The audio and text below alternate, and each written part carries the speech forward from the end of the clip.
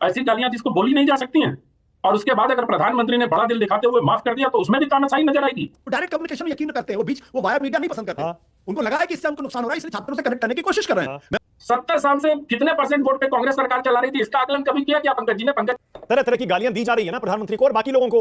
PM ने आकर कहा मैं माफ कर रहा हूं, तो माफ करने में क्या दिक्कत है? तो चली नहीं, मतलब पेपर लीक तो हुआ नहीं, पायलट गन चली नहीं, धर्मेंद्र प्रधान ने इस्तीफा दिया नहीं, और अमित शाह जी संसद से गायब हुए नहीं, ये कौन सी बात है? सर में लगा आपका फटा हुआ सर, गमछा बांध के आप प्रेस कॉन्फ्रेंस कर लीजिए, फिर अस्पताल जाइएगा। राहुल गांधी ये तय नहीं करेंगे कि गृह मंत्री आके माफी मांग ले ना। ये जो कि मैं माफ कर रहा हूं, मैं ये जो मैं शब्द है, ये इस देश के लोकतंत्र के ऊपर इसने इतना बड़ा ग्रहण लगा रखा है, क्योंकि देश को चलाने का मैंडेट राहुल गांधी के पास नहीं है, जो 20 मिनट तक आंदोलन करते हैं और पूरे आंदोलन का मजमा लूटने का प्रयास करते हैं। अमित शाह एकदम सन्नाटे में इतने दिन से हो, अब प्रधानमंत्री जी रोज रात में वीडियो बना रहे हैं, है ना? एक युधिष्ठिर का न्याय भी था जिसने चीरहरण होते हुए देखा और धर्मराज होते हुए चुप रहे। एक दूसरा न्याय श्री कृष्ण का भी था जिसने एक चीरहरण होते हुए लोगों को, एक महिला को चीरहरण से बचाया, वो भी एक न्याय है। मैं न्याय के पक्ष में खड़ा रहना चाहूंगा। राहुल गांधी पर भरोसा करके देश नहीं चल सकता सर, मैं सिर्फ इतना कह रहा हूं।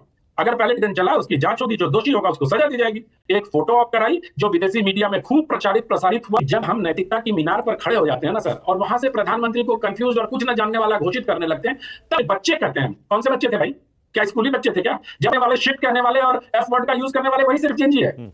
ये इस बात का सबूत है कि prime minister is confused and desperate both. लीजिए, जिस चैनल में सतीश जी काम करते थे, वहीं एक मुस्लिम महिला के साथ लेकर 4 दिनों तक उसका बैठ के तमाशा बनाया गया। न्यूज 24 ने दोस्तों ये डिबेट जंतर मंतर पर 20 तारीख को जो पुलिस ने काकरोचों को संसद की तरफ मार्च करने से रोकने पर बल का प्रयोग किया था, उसी को मुद्दा बनाकर की जा रही है।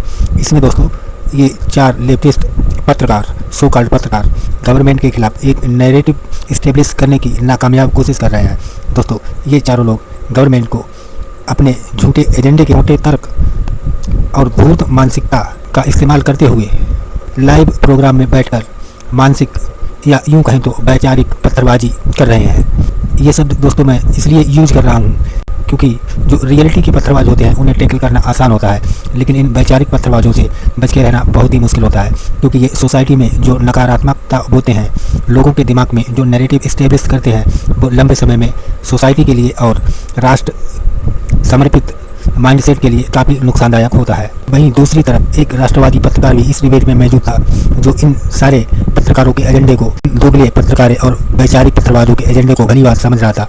दोस्तों अंत में अनंत विजय सर ने इन वैचारिक पत्थरबाजों को जो जवाब दिया है, उससे इनके सारे तर्क, सारे लॉजिक, सारा इन नॉनसेंस दस्तीभूत हो गया। इनको मुँह छुपाने की जगह नहीं मिली। ये तीनों के तीनों प्रवक्ता, अगर यूँ कहें तो चमचे, निरुत्तर होकर डिबेट में मुंह लटका कर बैठ गए। दोस्तों इस डिबेट में आपको बहुत मजा आने वाला है। आपसे निवेदन है इसे पूरा देखिएगा। अगर आप चैनल पर नए हैं तो प्लीज़ वीडियो को लाइक करें और चैनल को सब्सक्राइब करें। हम आपके लिए 1.5 घंटे की डिबेट से हाईलाइटेड क्लिप्स को 10-12 मिनट में ऐड करके ऐसे ही प्रेजेंट करते रहेंगे। तो आइए देर न करते हुए आपके लिए शुरू करते हैं वीडियो। लेकिन उसके बावजूद जो चिंता की बात यह है कि आपने धर्मेंद्र प्रधान का तो इस्तीफा हो गया, प्रधानमंत्री आके माफी कर रहे हैं, माफी दे रहे हैं। ये जो माफी देना शब्द है ना, ये जो कि मैं माफ कर रहा हूं, मैं ये जो मैं शब्द है, ये इस देश के लोकतंत्र के ऊपर इसने इतना बड़ा ग्रहण लगा रखा है कि इससे निकलना बहुत मुश्किल काम है। और भाई संसद चल रही है, अगर जवाबदेह सरकार है, अगर वाकई में जनता के प्रति अपनी जिम्मेदारी को समझती है, तो जो छात्रों के ऊपर जो बर्बरता की गई है, जो पायलट गन चले हैं, जो इलेक्ट्रिक शेल्स का इस्तेमाल किया गया है, लाठियों में जो कीलों का इस्तेमाल हुआ है और बुरी तरीके से लोगों को पीटा गया है। नाटक बंद कर, समझा? ये सब तेरा किया धरा मैं अच्छी तरह जानता हूं। ये मेरी मजबूरी है, मैं तुम्हें छोड़ रहा हूं। तो उसके लिए तो कम से कम ये तो लोकतंत्र का तकाजा, संसदीय लोकतंत्र का तकाजा है कि गृहमंत्री संसद के अंदर आते, संसद चल रही है, आके स्टेटमेंट देते। हो सकता है उनके स्टेटमेंट देने से लोग नाखुश होते, हो सकता है उनके स्टेटमेंट देने से लोग खुश हो जाते, हो सकता है उनके स्टेटमेंट देने से युवा वर्ग को लगता है चलिए कम से कम प्रधानमंत्री जी और गृहमंत्री ने अपनी जिम्मेदारी तो माना। रील बनाते हैं और सबको माफ कर देते हैं, मैं माफ कर रहा हूं। इसमें क्या गलत है भाई? छात्रों पर केस हुए, सबने कहा वापस ले लो, माफ कर दो। अगर हिंसा भी की है, सारे केस वापस हो गए, एक्सेप्ट क्रिमिनल बैकग्राउंड वाले लोग। माफ कर दिया, सरकार ने माफ कर दिया, सारे नोटिफिकेशन आ गए। फिर ये गाली देने वाले वीडियो आए ना, तरह तरह की गालियां दी जा रही है ना प्रधानमंत्री को और बाकी लोगों को। पीएम ने आकर कहा मैं माफ कर रहा हूं, तो माफ करने में क्या दिक्कत है? मानक एक बात बताइए, पायलट गन चलाना ज्यादा गंभीर बात है जिससे बच्चों की आंखें जा रही हैं, या गाली देना ज्यादा गंभीर? मैं गाली को एंडोर्स नहीं करता हूं, बट पायलट गन बनाम गाली अगर यह है तो अब भारतीय जनता पार्टी के प्रवक्ता टीवी चैनल पर आके पायलट गन तो चली नहीं, मतलब पेपर लीक तो हुआ नहीं, पायलट गन चली नहीं, धर्मेंद्र प्रधान ने इस्तीफा दिया नहीं, और अमित शाह जी संसद से गायब हुए नहीं, ये कौन सी बात है?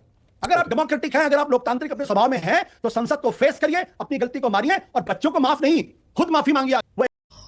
अरे देवा, ये गड़बड़ है बाबा। AK-47 जो चल रही थी वो क्या किसी छात्र के पास थी? और एक बात बुरा मत मानिएगा मेरी बात का, जो लोग वहां पे घुसे थे उस आंदोलन में, वो कौन लोग थे? वो जो पत्थर से भरा हुआ ट्रक कौन लेकर आया था? मार खाने से वहां कैसे पहुंचा? पैलेट गन कैसे पहुंची? और अब भारतीय जनता पार्टी के प्रवक्ता टीवी चैनल पर आकर ये कह रहे हैं कि वहां तो पैलेट गन चली ही नहीं। मतलब मुझे लगता है कि गृह मंत्री को क्या करना चाहिए, टीवी चैनल पर खिड़कियों में बैठे 5 चेहरे तय नहीं कर सकते। गृह मंत्री संसद में कब आएंगे कब नहीं आएंगे ये उनका विशेषाधिकार है।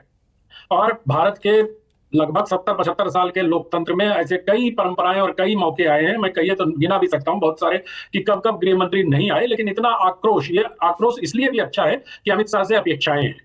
मुझे लगता है कि गृह मंत्री को कब आना चाहिए ये राहुल गांधी तय नहीं करेंगे। राहुल गांधी ये तय नहीं करेंगे कि गृह मंत्री आके माफी मांग ले। राहुल गांधी एक व्यक्ति को दिखाकर, जो बच्चा नहीं है उसको कह रहे हैं कि उसको पैलेट गन से गोलियां लगी हैं, राहुल गांधी ये तय नहीं करेंगे कि देश कैसे चलेगा, क्योंकि देश को चलाने का मैंडेट राहुल गांधी के पास नहीं है। जो 20 मिनट तक आंदोलन करते हैं और पूरे आंदोलन का मजमा लूटने का प्रयास करते हैं और पूरा इकोसिस्टम उसको आगे बढ़ाने में लग जाता है कि ये राहुल गांधी की। अभी सुन रहा था मैं, कोई कह रहे थे कि विपक्ष की जीत है। अरे भाई, आंदोलन में कहां थे विपक्ष 30 दिनों तक? कहां थे विपक्ष? मैं तो यही कह रहा हूं कि जब दीपके या नेहा बोरा बैठी थी अनशन पर तो विपक्ष के लोग कहां थे?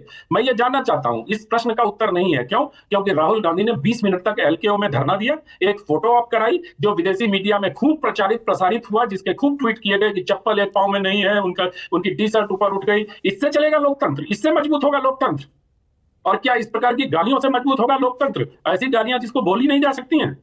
और उसके बाद अगर प्रधानमंत्री ने बड़ा दिल दिखाते हुए माफ कर दिया तो उसमें भी तानाशाही नजर आएगी। मतलब एक सीमा होती है किसी चीज के विश्लेषण की। आप अपनी धारणाओं को बताइए, उसमें कोई दिक्कत नहीं है, और विश्लेषण हमेशा धारणा के आधार पर ही होता है, मैं इसका भी पक्षधर हूं। लेकिन उसको लोकतंत्र से जोड़कर बड़ी पिक्चर देने की जब कोशिश होती है तो मुझे लगता है उस कोशिश में हम भटक जाते और हैं। मुद्दा क्या है? प्रमुख मुद्दा अनंत विजय क्या है? क्या प्रमुख मुद्दा छात्रों पर चली लाठियां और पैलेट गन है, या फिर पुलिस वालों की जो पिटाई हुई वो है? नैरेटिव इसमें से कौन सा होना चाहिए अनंत? भाई मैं तो ये कह रहा हूं कि छात्रों पर हम ये मान के चल रहे हैं ना कि छात्रों को पैलेट गन लगे हैं।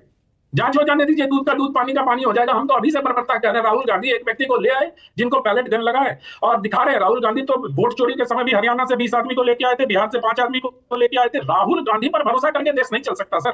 मैं सिर्फ इतना कह रहा हूं, अगर पैलेट गन चला उसकी जांच होगी, जो दोषी होगा उसको सजा दी जाएगी।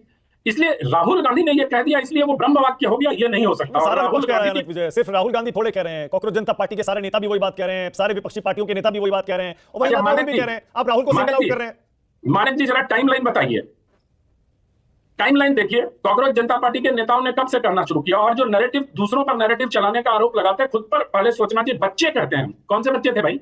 क्या स्कूली बच्चे थे क्या? जब आप बच्चे कहते हैं ना तो आप एक संवेदना लेने का प्रयास करते हैं, लोगों को संवेदनात्मक रूप से अपने आंदोलन से जोड़ने का प्रयास करते हैं कि हर घर में, पिछली बहस में हम लोगों ने सुना था कि हर घर से अफजल निकलेगा, हर घर से कॉकरोच निकलेगा। तो मुझे इस तरह का नैरेटिव बनाने वाले लोग जो होते हैं ना, वो दूसरों को बहुत जल्दी सलाह देते हैं कि नैरेटिव नहीं बनाना चाहिए, ये नहीं करना चाहिए, वो नहीं करना चाहिए। मैं भी कहता हूं कि जिनको भी पैलेट गन अगर लगा है, क्योंकि मुझे नहीं मालूम है, मैंने आखिर पिछले डिबेट में भी आपसे ये कहा था कि इसकी पुष्टि होना शेष है। हम देखिए, प्रदर्शन पर लाठियां चलती हैं। आशुतोष जी ने ये कहा कि वो सरकार और छात्रों के बीच में हमेशा सरकार को चुनेंगे, पुलिस शब्द का प्रयोग नहीं किया उन्होंने। स्टेट और पार्टी, मैं ये उनकी राय है, मैं उनकी राय का बहुत सम्मान करता हूं, आदर करता हूं। उनकी राय है, वो हमेशा नागरिकों के साथ खड़े रहे, लेकिन मैं हमेशा न्याय के साथ खड़ा रहता हूं, और उस न्याय के साथ जो युधिष्ठिर का न्याय नहीं है, श्री कृष्ण का न्याय है। एक युधिष्ठिर का न्याय भी था जिसने चीरहरण होते हुए देखा और धर्मराज होते हुए चुप रहे। एक दूसरा न्याय श्री कृष्ण का भी था जिसने एक चीरहरण होते हुए लोगों को, एक महिला को चीरहरण से बचाया, वो भी एक न्याय है। मैं न्याय के पक्ष में खड़ा रहना चाहूंगा। मैं ये नहीं देखता हूं न्याय कि न्याय नागरिकों का है या न्याय सरकार का है। न्याय न्याय है, उस न्याय के साथ खड़ा रहना चाहूंगा जो श्री कृष्ण का न्याय है। देख, प्रधानमंत्री जी की एक शैली है, वो डायरेक्ट कनेक्ट करने की कोशिश करते हैं। मन की बात क्या है? ये रात को वीडियो बना रहे क्यों? वो डायरेक्ट कम्युनिकेशन यकीन करते हैं, वो वाया मीडिया नहीं पसंद करते। उनको लगा है कि इससे हमको नुकसान हो रहा है, इसलिए छात्रों से कनेक्ट करने की कोशिश कर रहे हैं। मैं उनकी इस कला का, इस शैली का मैं प्रशंसक हूं उनका। जो कांवड़ लेके अभी हरिद्वार से अपने अपने गांव में जा रहे हैं, वो जेनजी है कि नहीं है? बताइए। या जो गालियां देने वाले, शिट कहने वाले और एफ वर्ड का यूज करने वाले, वही सिर्फ जेनजी है।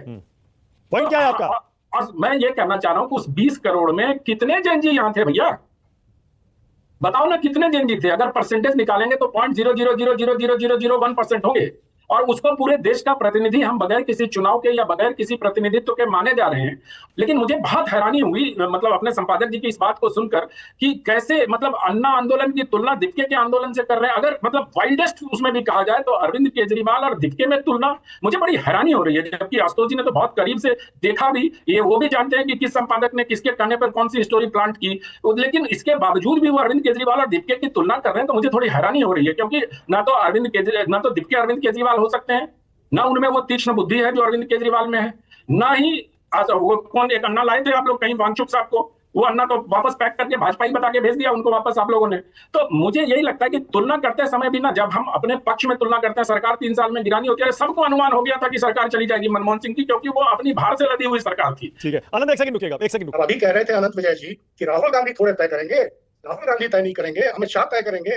राहुल गांधी विपक्ष के नेता हैं, एक बात को ध्यान में रखिए, वो कह रहे हैं कि मैंडेट नरेंद्र भाई मोदी के पास है देश को चलाने का।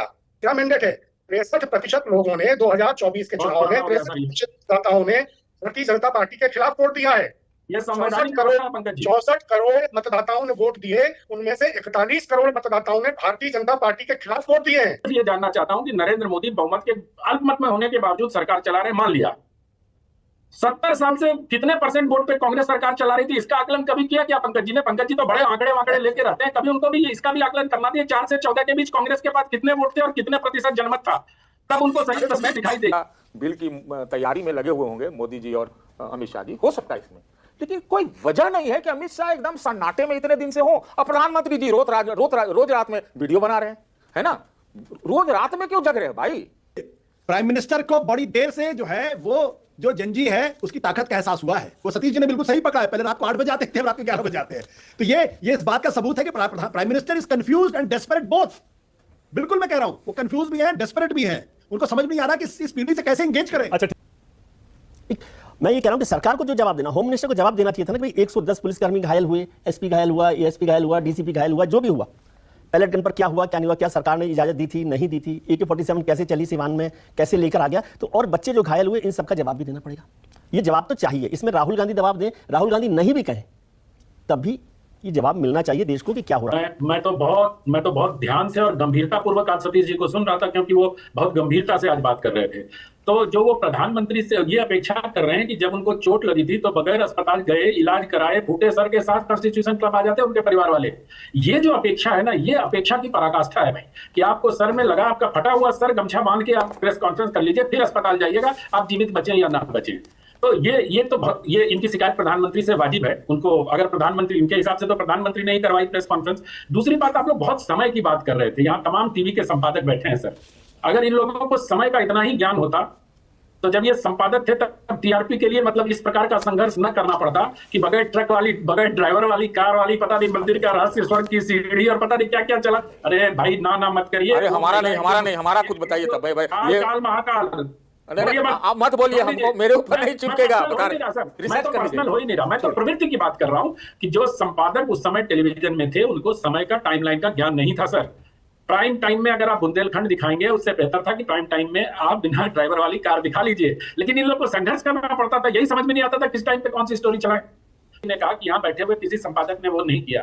एक जो चैनल जिस चैनल में विजय जी काम करते थे, उसी चैनल ने सबसे पहले एंकर की कुर्सी बंटी और बबली के अभिनेता को दी, ठीक है, उसी चैनल में सबसे पहले, और वहीं से न्यूज का क्षरण आरंभ हुआ। सुन लीजिए, जिस चैनल में सतीश जी काम करते थे, वहीं एक मुस्लिम महिला के साथ लेकर 4 दिनों तक उसका बैठ के तमाशा बनाया गया। सुन लीजिए, बहुत बुरा लगेगा।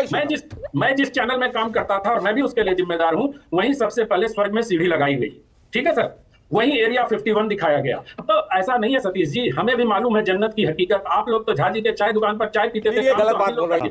मैं सिर्फ इतना कहता हूं कि जब हम नैतिकता की मीनार पर खड़े हो जाते हैं ना सर, और वहां से प्रधानमंत्री को कंफ्यूज और कुछ न जानने वाला घोषित करने लगते हैं, तब हमें लगता है कि इस मीनार के जरा कल पुर्जे को जांचा जाए, जहां खड़े होकर मतलब नैतिकता की बड़ी बड़ी बातें की जाती है और अपना ही पीठ थपथपाया जाता है। अन्यथा मेरा इस प्रसंग को छेड़ने का कोई मतलब नहीं। मैं ये कह रहा हूं, ये मसला संपादकों का नहीं था।